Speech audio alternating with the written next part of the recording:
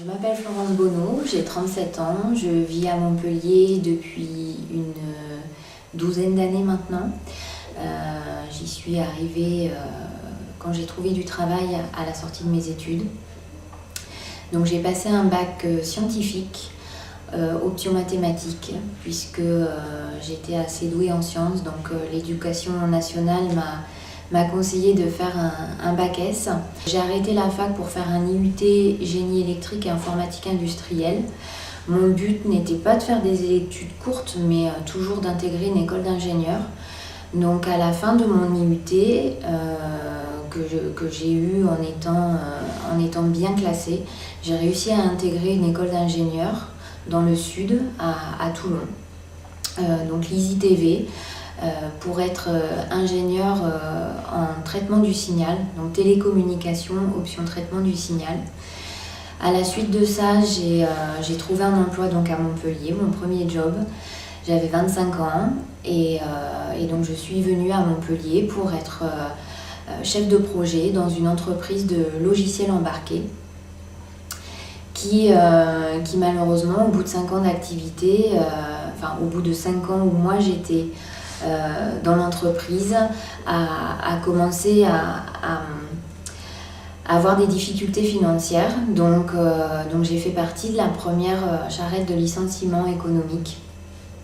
Et suite à ce licenciement économique, je me suis posé beaucoup de questions sur mon parcours et sur ma vie, ce que j'avais envie de faire.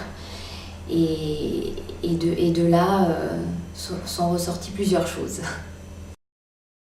Ce qui est remonté à la surface, c'est tout l'aspect créatif, l'aspect manuel et notamment le mobilier et le bois.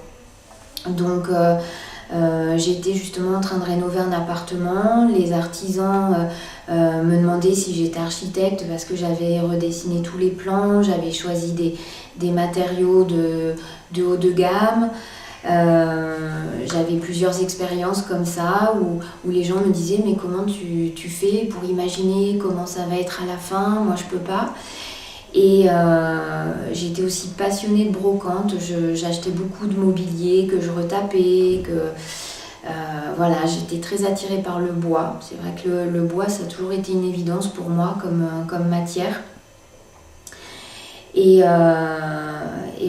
de tout ce questionnement et puis aussi de me dire que dans mon parcours scolaire, c'est vrai que j'aimais les arts plastiques, les choses comme ça, mais on m'avait dit que je ne pouvais plus en faire si je voulais faire un bac S.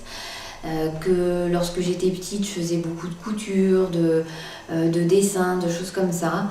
Je pense que ça s'est un peu révélé à moi et donc j'ai créé une entreprise, alors assez rapidement.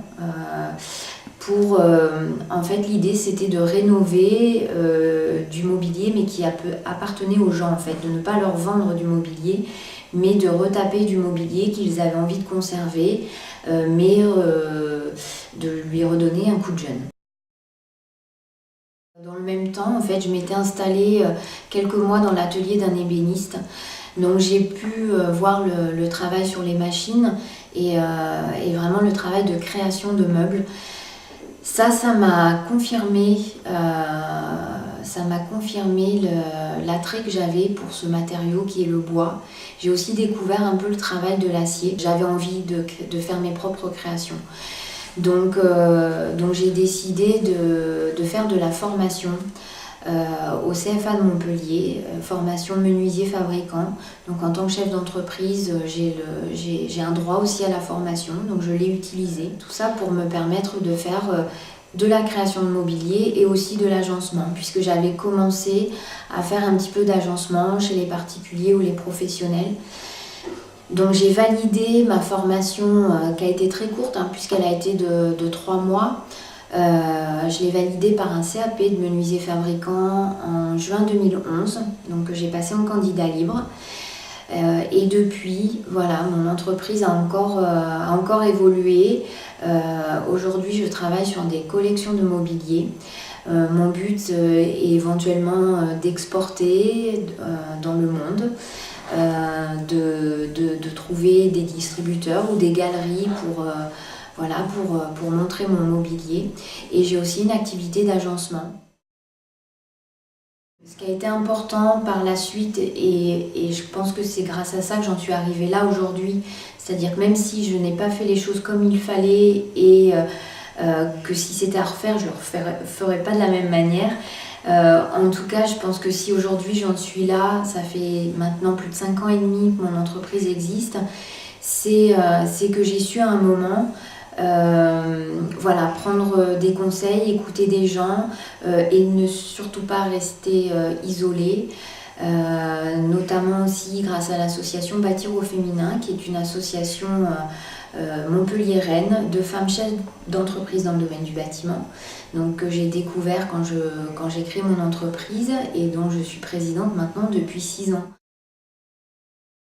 L'idée qu'on se fait d'une femme qui travaille dans le bâtiment, c'est qu'elle n'est pas forcément très féminine. Donc je pense que c'est tout à fait l'inverse. Une femme peut être féminine en bleu de travail. La féminité pour moi ne passe pas que par la façon de s'habiller ou la façon de se maquiller, ça passe aussi par la façon de parler. Et puis une femme en salopette, c'est vrai que ça peut être très sexy aussi.